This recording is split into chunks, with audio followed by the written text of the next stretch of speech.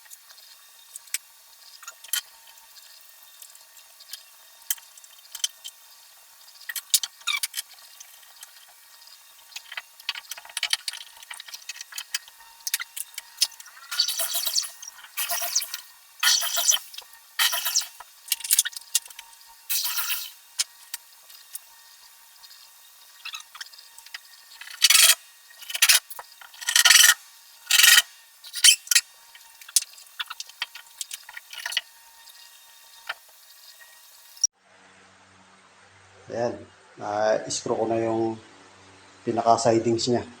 Ayan. So, bali binarena ko muna para hindi mahirap i-screw. Ayan. Barena ko muna tapos saka ko i-screw. Ayan. So, okay na yung kabilang gilid natin. Nakapix na. So, dito naman magiging ano niya, pinaka-brace para sa kutsyon. Ito yun. So, babarena uli natin bago natin i-screw. Tara.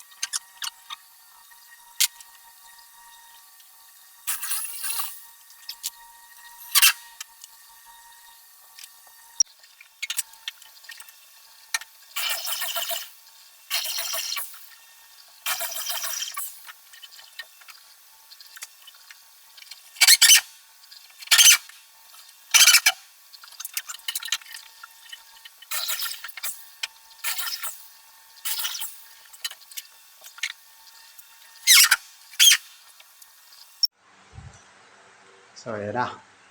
Nakikabit na natin yung brace pagpapatungan ng kutsyon. Ayan. So, na-screw na natin. Ayan. Mas magandang barinahin mo muna para madali ang pagpasok ng screw. Pero huwag naman malaki ang butas.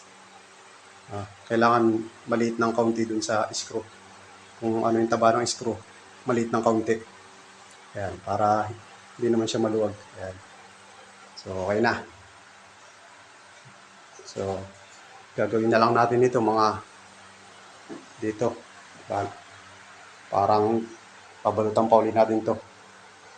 Pinag-iisipan ko kung plywood na lang o plywood pa rin. Ayan, kailangan balutan din natin yan. So, pag-iisipan ko muna kung plywood pa rin. Mahal kasi ng plywood 1,050 isa. Hindi naman kakasya yung isa dyan. Kailangan tig-isa sila. Ang kagandahan kasi ng plyboard, kahit hindi ka na mag-brace, dito hindi ka na maglalagay ng brace pamakuan. Kasi kung plywood yan, maglalagay ka pa ng pamakuan dito para pampatibay sa plywood. Ito plywood makapal. Hindi niya na kailangan ng mga brace na kahoy na dispordos, hindi na kailangan. So, pag-iisipan ko muna. Tapos ito rin, babalutan din natin to ng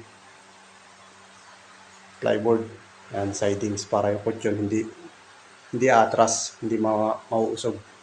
Kaya kailangan may balot ito na plyboard. Kaunti lang naman ang taas. Basta maharangan lang yung kutsyon para hindi umusog at mahulog. Yan. So, susukatin ko muna para matansya ko kung ilang plyboard ang kailangan natin. Kung kaya sa budget, plyboard ang gagamitin natin. Pero kung short, titignan natin yung plywood. Sukatin ko muna. Yan na muna yung gawa natin ngayon. Pahinga na tayo. Kasi hapon na rin eh. Alas 3 na ako nagsimula eh. Sinisingit ko lang kasi yung paggagawa ko. Kasi pag umaga, busy ako ron sa pag-asikaso sa tuyuan. Kaya pagtapos ko ron, saka lang ako nagsisimula dito magawa. Kaya kung mapapansin nyo, matagal ako matapos. Kapag may ginagawa akong project, matagal ko matapos. Kasi nga sinisingit ko lang. Hindi ginagawa ng whole day. Minsan 2 oras lang, 3 oras. Yan. Basta pagtapos ko sa pag-asikaso sa pagtutuyo, saka pa lang ako magsisimula rito. Yan. Kaysa magpahinga ako, kaysa matulog, gumagawa na lang ako dito kahit 2 oras, 3 oras. Ayan, so ngayon, yan na muna yung gawa natin. Pahinga na tayo, bukas na lang ulit natin tutuloy. Ayan, pero okay na siya, tapos na. Ano, kahit tanggalin na natin yung mga brace na yan, okay na, hindi na siya gagalaw, matibay na. So, ang kailangan na lang natin dito yung harangan yan, yung plyboard, para yung kutsyon hindi mahulog. Tapos, ito kahit hindi na muna siguro, yung sa loob, hindi naman importante muna yan. Pali yung hagdanan, yun pa, gagawa pa tayo ng hagdanan. So, yun na lang muna sa ngayon. Bukas na lang ulit natin ituloy. Sana subaybayan nyo hanggang matapos natin itong project na lock bed. Okay, salamat.